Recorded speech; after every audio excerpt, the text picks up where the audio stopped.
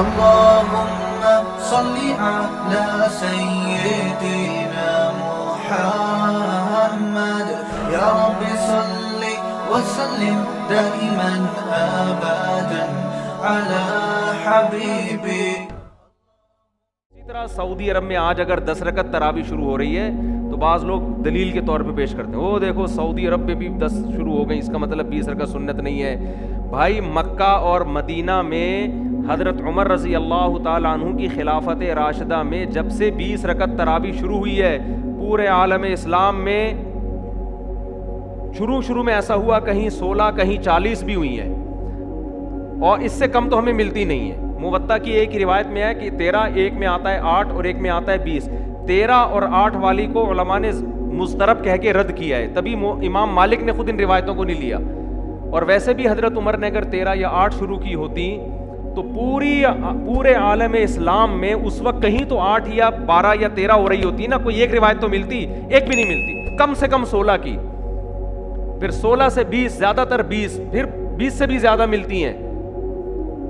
تو چاروں ائمہ کرام نے جب تحقیق کی آج سے ہزاروں سال پہلے، تو ان کی رائے حضرت عمر کے عمل کی وجہ سے یہ قائم ہوئی کہ اس میں سنت عمل کتنا ہے 20 رکعت.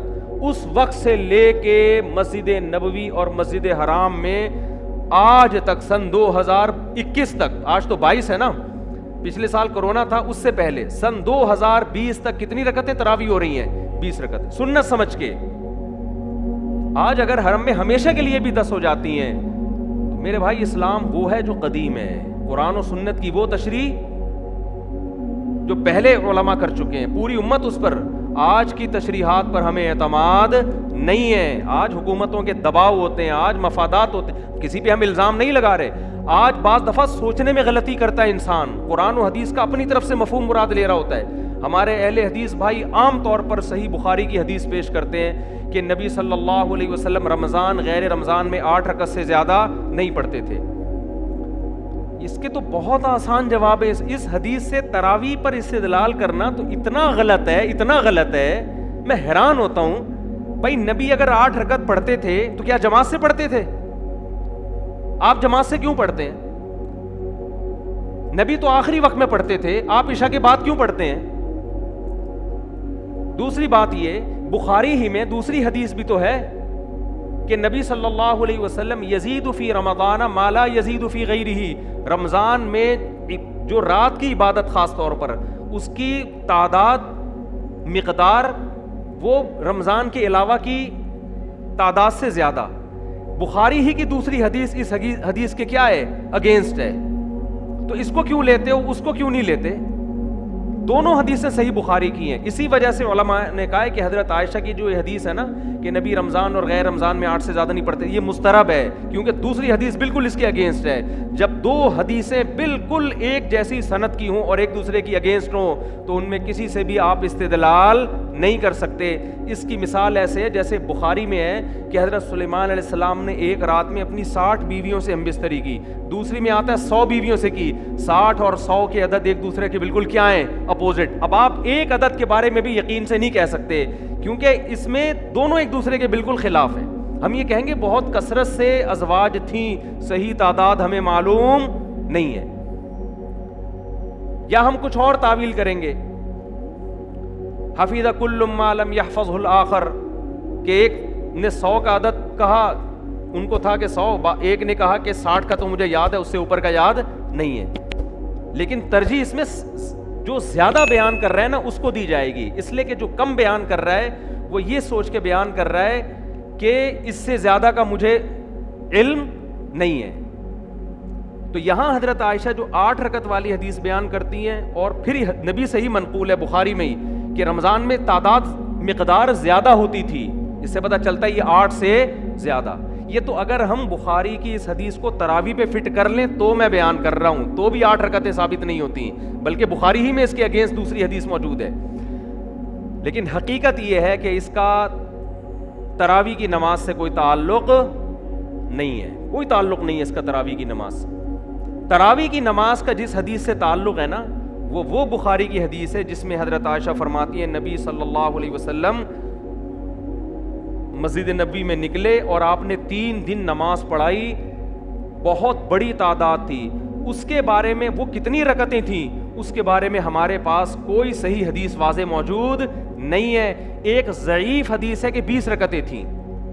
علماء نے کہا کہ ضعیف حدیث اگر کسی صحیح دوسری روایت سے اس کی تائید ہو جائے یا تعامل امت سے اس کی تائید ہو جائے تو پھر اس میں ضعف ختم ہو جاتا ہے. تو ضعیف ہونے کے باوجود حضرت عمر اور اسلاف کا جو عمل تھا جو عالم اسلام میں پھیل چکا تھا, کیونکہ حضرت عمر رضی اللہ تعالیٰ عنہ نے جب تراویح شروع کی ہے نا تو ائمہ کرام یہ کہا کرتے تھے کہ ما رأیت عمر مبتدعا, ہم حضرت عمر کو بدعتی نہیں سمجھتے. حضرت عمر نے ایک کام کیا تو یہ ہو نہیں سکتا کہ نبی سے اس کی اصل نہ ملے, یہ ہو نہیں سکتا کہ نبی سے اس کی اصل.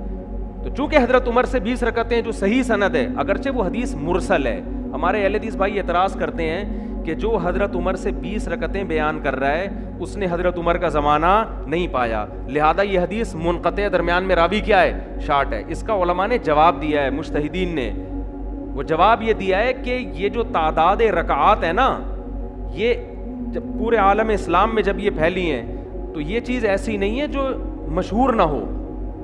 تو جو چیزیں مشہور ہوتی ہیں, جو کھلے عام سب اس کو صبح شام دیکھ رہے ہوتے ہیں, وہ چیزیں بیان کرنے میں سند کی محتاج نہیں ہوتی. اور یہ کسی دیوبندی کا قول نہیں ہے, یہ سعودی عرب کے عرب عالم ہی کے قول میں آپ کے سامنے پیش کر رہا ہوں. سعودی عرب میں آج سے چند سال پہلے 20 رکعتوں کو ختم کرنے کی جب کوشش کی تو مدینہ یونیورسٹی کے جو چانسلر تھے عطیہ سالم, انہوں نے کتاب لکھی کہ 1000 سال سے زیادہ سعودی مکہ مدینہ میں 20 رکعت تراویح ہو رہی ہے.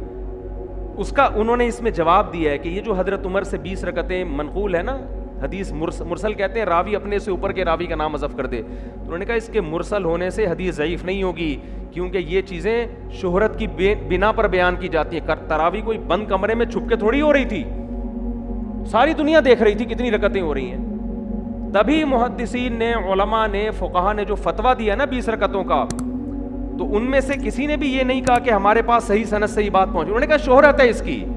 امام شافعی سے پوچھا, امام شافعی سے, کہ آپ کے پاس تراویح کے سنت ہونے کی کیا دلیل ہے؟ انہوں نے کہا سارے مکہ والے 20 رکعتیں پڑھ رہے ہیں.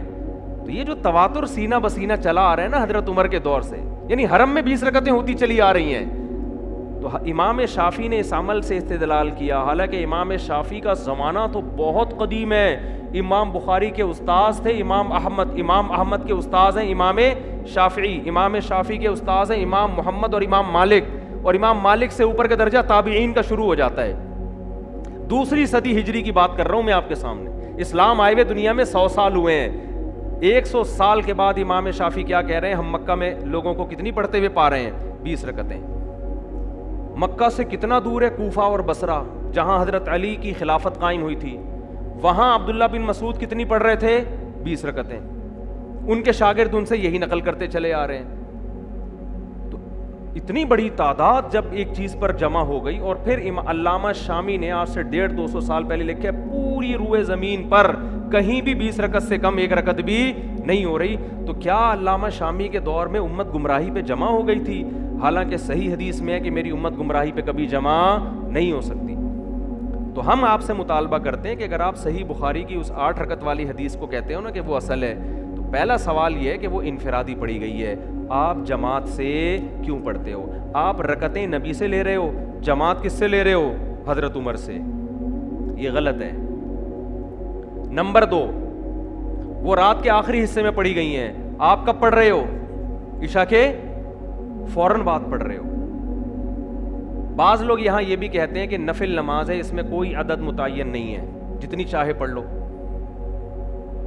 خوب سمجھ لیں, نفل نماز میں جماعت لوگوں کو اکٹھا کر کے پڑھنا یہ جائز نہیں ہے جب تک آپ کے پاس اس کا ثبوت نبی صلی اللہ علیہ وسلم سے صراحتاً یا دلالتاً نہ ہو. صراحتاً کا مطلب نبی سے سند ہو, دلالن کا مطلب صحابہ نے کیا ہو, صحابہ کا عمل یہ بتا رہا ہو کہ نبی نے کیا ہوگا. بعض چیزیں صراحتاً ہوتی ہیں, بعض کیسے ہوتی ہیں؟ دلالتاً. دلالتاً کا مطلب یہ ہوتا ہے کہ جیسے ہم نے اپنی آنکھوں سے تو نہیں دیکھا, سورج کی روشنی دیکھ کر یقین ہو رہا ہے کہ سورج نکلا ہوا ہے, تو صحابہ کا عمل دیکھ کر یقین ہو گیا کہ یقیناً نبی نے یہ عمل کیا ہے. اس کو کہتے ہیں دلالتاً. تو نبی صلی اللہ علیہ وسلم, ہاں لوگ یہ کہتے ہیں کہ بھائی کوئی عدد متعین نہیں ہے, جتنی چاہے پڑھ لو. اور ہم 8 اس لیے پڑھتے ہیں کہ لوگوں نے 20 ہی کو سنت قرار دے دی ہے، تو جتنی چاہے پڑھ لو.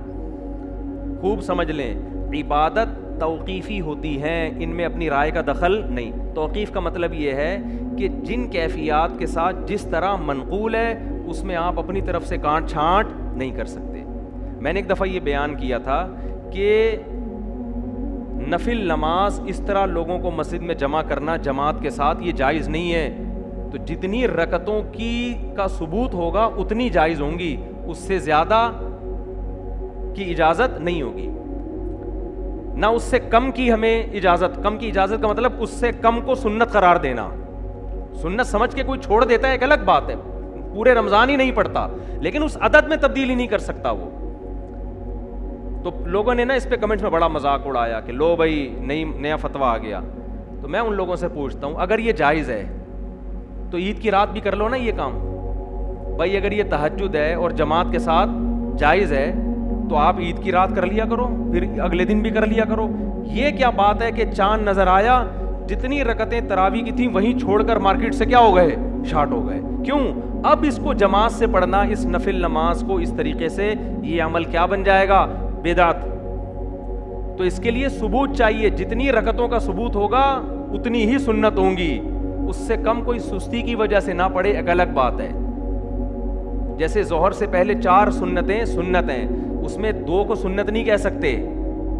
ہاں کوئی سستی کی وجہ سے پوری 4 چھوڑ دے یا 2 پڑھ لے، وہ اس کا اپنا مسئلہ ہے. تو تراویح کوئی 10 پڑھ لے، کوئی 8 پڑھ لے، کوئی 4 پڑھ لے، کوئی 16 پڑھ لے، یہ اس کا اپنی ٹینشن ہے. سنت عدد وہ 4 کو یا 8 کو یا 12 کو یا 16 کو نہیں کہہ سکتا. سنت عدد اتنی کو کہے گا جتنی خلفائے راشدین سے منقول ہیں. سمجھتے ہو کہ نہیں سمجھتے؟ اور اگر کسی نے اس میں کمی کی ہے تو ان کی ذاتی رائے ہے.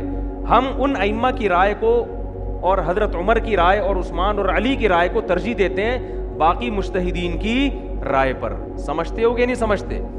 تو اور ایک اہم ترین بات میں نے یہ بھی بیان میں کہا تھا، یہ جو مسلک پرست لوگ ہوتے ہیں نا، مسلک پرست، یہ کیا کرتے ہیں، یہ خود بہت شخصیت پرست ہوتے ہیں. ان کے خلاف کوئی بھی دلیل جاری ہوگی نا، ایک تو غصے سے ان کے منہ سے جھاگ نکلنا شروع ہو جاتا ہے.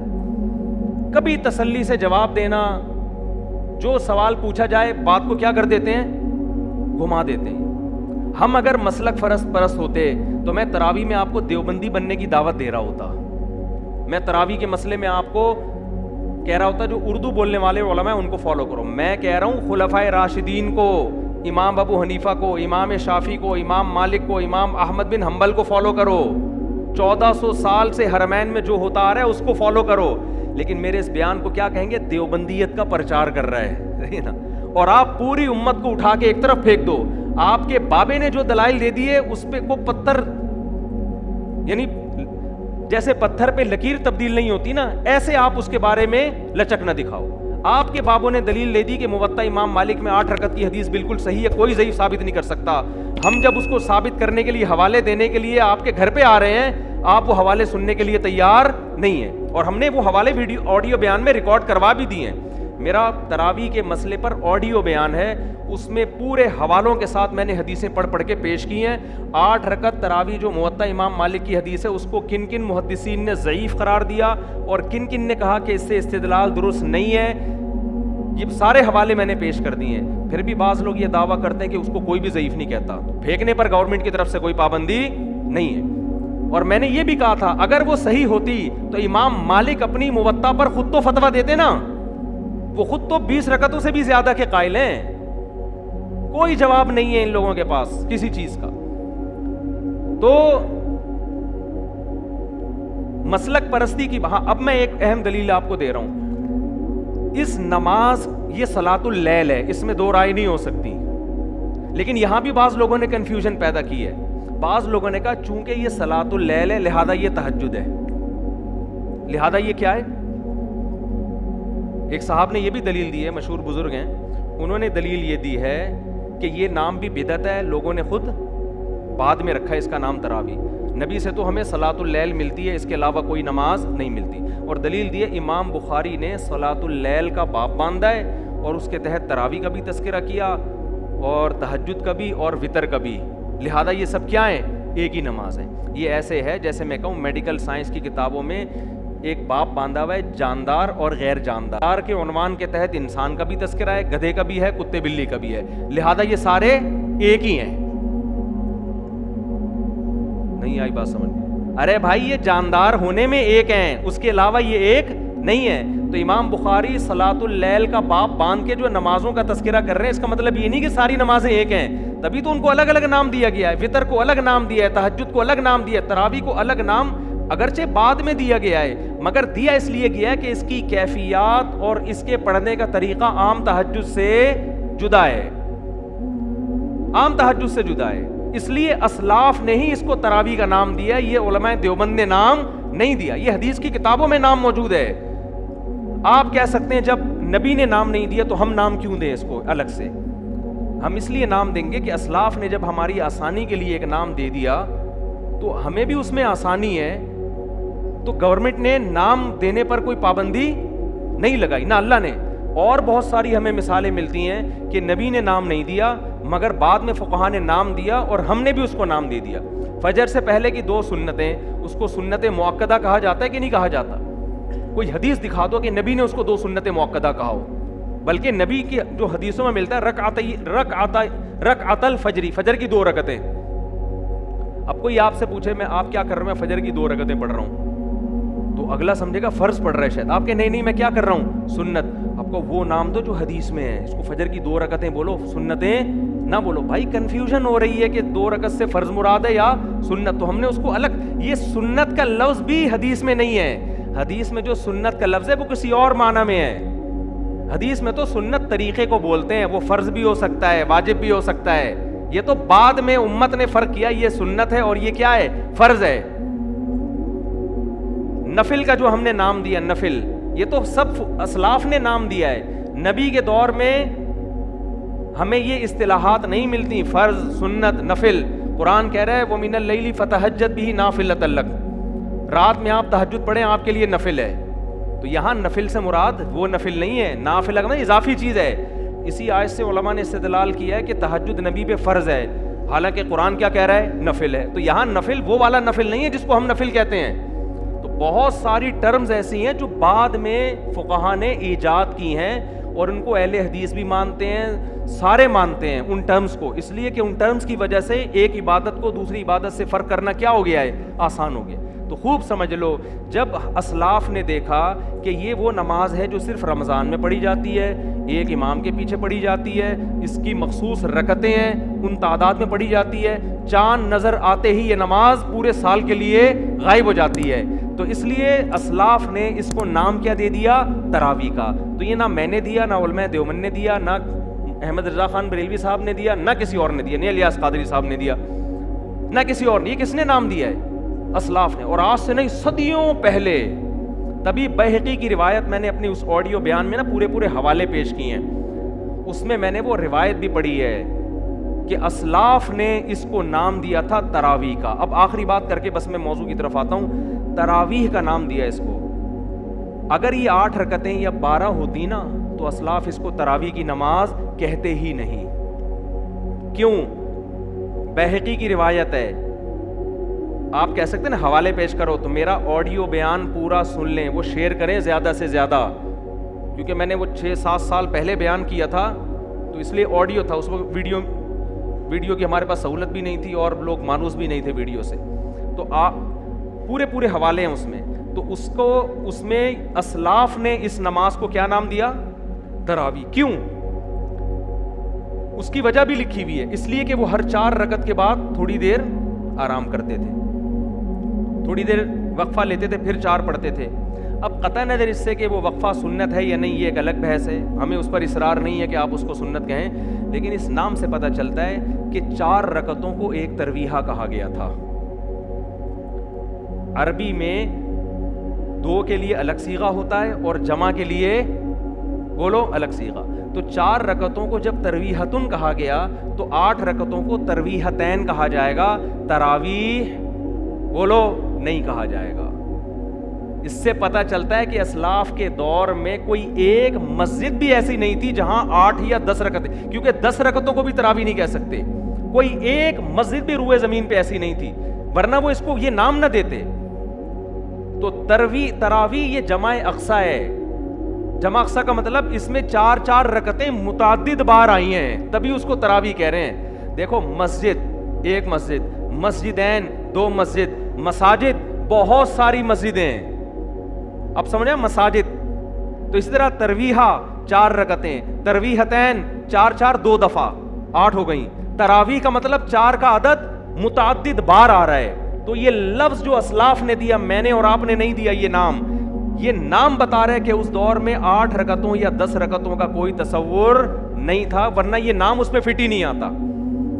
اب جو مرضی کرتے رہے, سعودی حکومت کرتی رہے, یا آج کل جو بھی فتویٰ دیتا رہے, ان کی اپنی تحقیق ہے, ہم کسی پہ الزامات نہیں لگا رہے, لیکن ہم نے وہ فالو کرنا ہے جو وہ اسلام جو 1200-1300 سال پہلے بر صغیر میں آیا, وہ اسلام جو امام شافعی کے دور میں مکہ اور مدینہ میں تھا, سمجھ رہے ہیں, وہ اسلام جو حضرت عمر کے دور میں مصر میں آیا. اس میں 3 طلاقیں 3 تھیں, اس میں تراویح کی کتنی رکعتیں تھیں, 20 تھیں.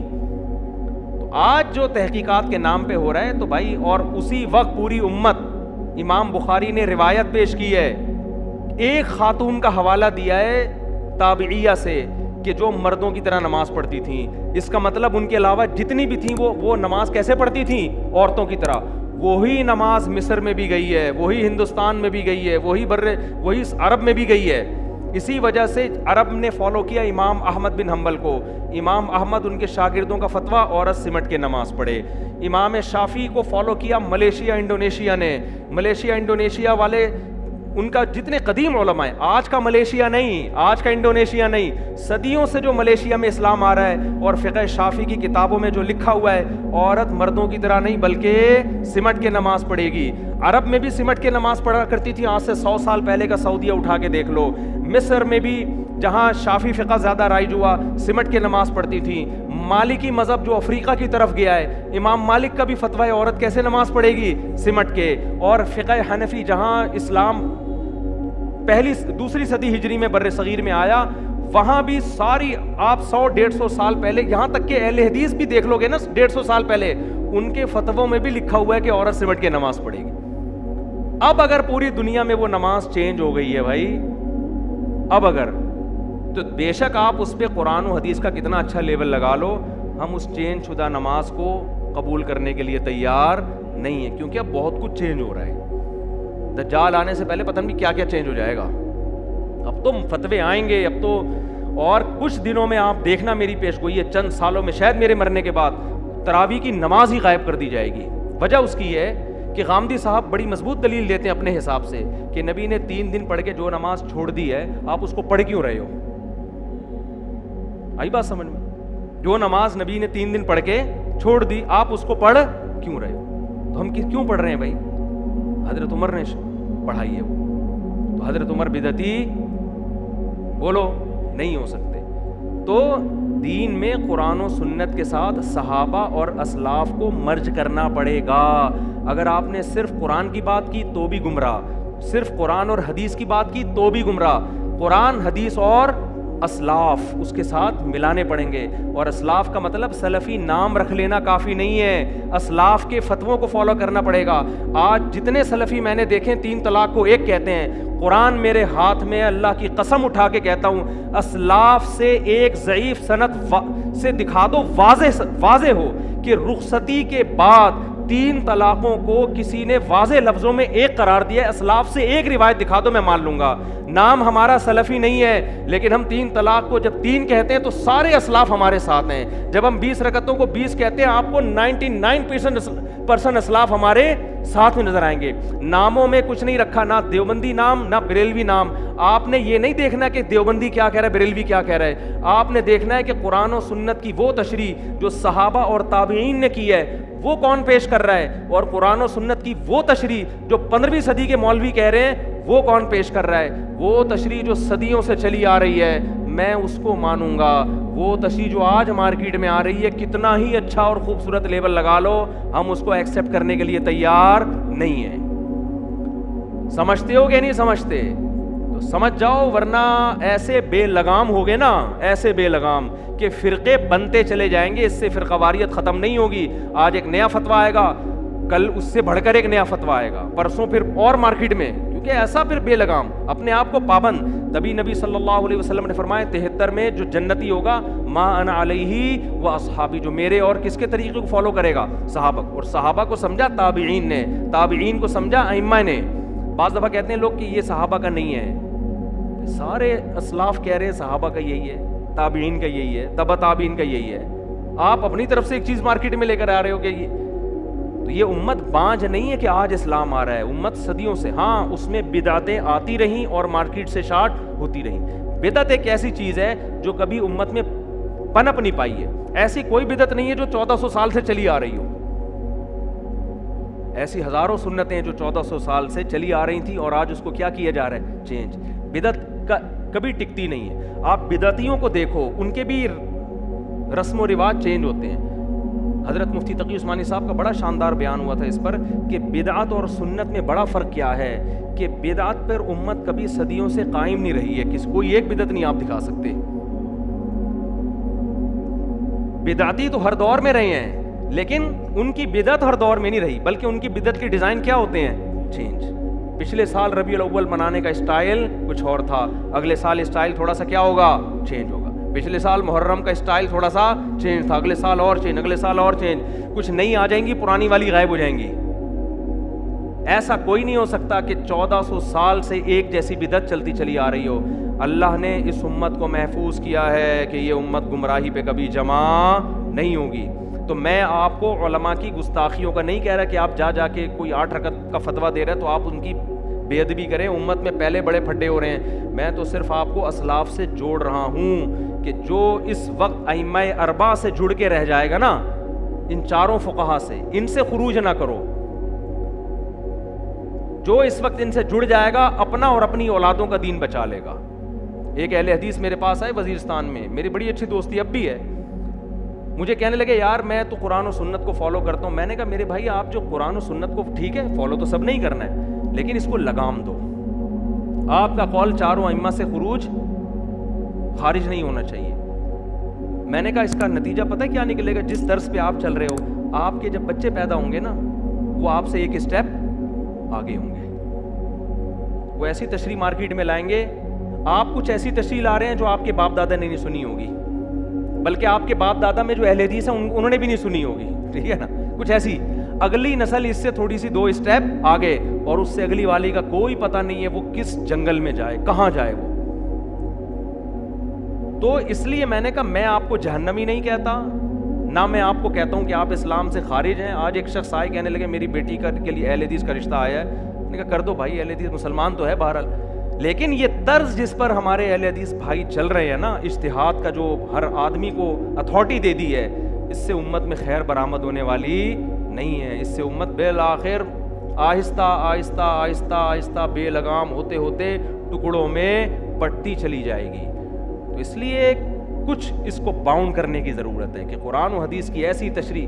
جی ہاں بالکل لا ہی نہیں ہوگا ایسے ہی جو اٹھائے قرآن حدیث, جیسے اب کر رہے ہیں نا, ایک مشہور صاحب ہیں, لوگ کتنے بیوقوف بن رہے ہیں, ہمیں پتہ ہے کہ بیوقوف بنا رہے ہیں, حوالے غلط پیش کر رہے ہو آپ, ترجمے غلط کر رہے ہو, لیکن لوگوں کی واہ واہ دیکھو یار, آپ بیٹھ کے واہ واہ دیکھو, ترجمے غلط. ایک حدیث کا مطلب جب آپ کے اگینسٹ جاتی ہے تو اس کا مطلب کچھ اور بیان کیا جاتا ہے, جب آپ کے حق میں جاتی ہے تو اس کا مطلب کچھ اور بیان کیا. ایک حدیث میں ایک لفظ آیا ہے, جب حضرت معاویہ کے اگینسٹ جا رہی ہے اس کا ترجمہ کچھ اور کیا جا رہا ہے, جب وہ اہل بیت کے اگینسٹ جا رہی ہے تو اس کا ترجمہ کچھ اور کیا جا رہا ہے. یہ دھاندلیاں آج کے مجتہدین کر رہے ہیں. اس لیے حضرت عبداللہ بن مسعود رضی اللہ تعالیٰ عنہ کا قول ہے, من کان منکم مستنن فلیستن بمن قد مات فإن الحی لا یؤمن علیہ الفتنہ. جو تم میں فالو کر رہے پچھلوں کو فالو کرے, آج کے لوگوں پر اعتماد نہیں کیا جا سکتا. سمجھتے ہو؟ آج کافی ہو گیا میرا خیال ہے درس, بس 1-2 آیتیں جلدی پڑھ لوں تاکہ کچھ تو آئے نا سامنے, جو عبرت جو نصیحت کی باتیں ہیں. اچھا میرے بھائی, تو اچھا لوگ پھر مجھے کہتے ہیں حوالے نہیں دے رہے. بول تو رہا ہوں, میری جتنا یہ تراویح پر بیان ہے, آڈیو بیان ہے, مفتی طارق مسعود آڈیو بیان تراویح لکھیں, ایک ایک روایت کی سند بھی پڑھی ہے. ہمارے ہاں جب عام طور پر جو حوالے دینے والے لوگ ہیں نا, سند نہیں پڑھتے, نمبر صرف بیان کرتے ہیں. آج کل جو پاکستان میں چل رہے ہیں, کیوں نہیں پڑھتے پتہ ہے؟ پڑھنی آتی نہیں ہے سند ان کو. سمجھ رہے ہو, سند پڑھنی نہیں آتی ہے. تو یہ تو علم کا حال ہے. حمزہ وصلیہ کا فرق معلوم نہیں ہے. ایک مشہور صاحب بیان کر رہے تھے کہ ایک حدیث میں آتے اللہم بسمک اموت و احیا, اور ایک میں آتے اللہم باسمک اموت و احیا. یہ گرامر کے لحاظ سے اتنی بڑی غلطی ہے کہ مدرسے کا پہلی جماعت کا بچہ کہے گا کہ جس آدمی کو بسمک اور باسمک کا نہیں پتا وہ مجتہد بنا ہوا ہے, لوگوں کو مسائل بتا رہا ہے قرآن و حدیث. یہ ایسے ہی ہے جیسے میں آپ سے کہوں کہ انگلش میں ایک پروفیسر نے کہا آئی نو اور ایک نے کہا آئی کنو. ابے کہ لکھا جائے نہ لکھا جائے سائلنٹ ہی ہوگا ہمیشہ. تو بخاری میں کوئی ایسی حدیث نہیں ہے جس میں آتے اللہم باسمک. اسمک غلط ہے, الف لکھا جائے گا پڑھا نہیں جائے گا. یہ حالت جہالت کی ہے اور امت کو گائیڈ کر رہے ہیں اور فتوے دے رہے ہیں. ابو حنیفہ کا یہ قول غلط ہے, شافعی کا یہ قول غلط ہے, میں صرف قرآن حدیث کو مانتا ہوں. بھائی تو قرآن حدیث کو نہیں مانتے آپ لوگوں پر قرآن و حدیث کی وہ تشریح تھوپ رہے ہو جو آپ کی ذہن کی پیداوار ہے اور لوگوں کو, پڑھے لکھے لوگوں کو فالو کرنے سے روک رہے ہو. سمجھتے ہو بات کو کہ نہیں سمجھتے؟ تو یہ ہے حساب کتاب. تو وہ حوالوں سے نا آڈیو بیان میرا تراوی والا پورا ہے. اس کے بعد بھی اگر نیچے کسی نے کمنٹس کیے نا کہ ان کے پاس دلائل نہیں ہے, اس کا مطلب وہ کیا ہے, جاہل ہے, وہ اندھا مقلد ہے اپنے بابوں کا. تو پورا بیان سنو, پورا بیان سننے کے بعد پھر بتاؤ اس کا آپ کے پاس کیا جواب ہے. تو 6 سال سے یوٹیوب پر ہے آڈیو بیان, 3-4 ٹکڑوں میں ہے کیونکہ لمبا بیان تھا. پوری سندیں پڑھی ہیں اس میں, پھر سندوں پر اشکالات کیا ہیں, اس کے جوابات کیا ہیں, پوری ڈیٹیل سے. اب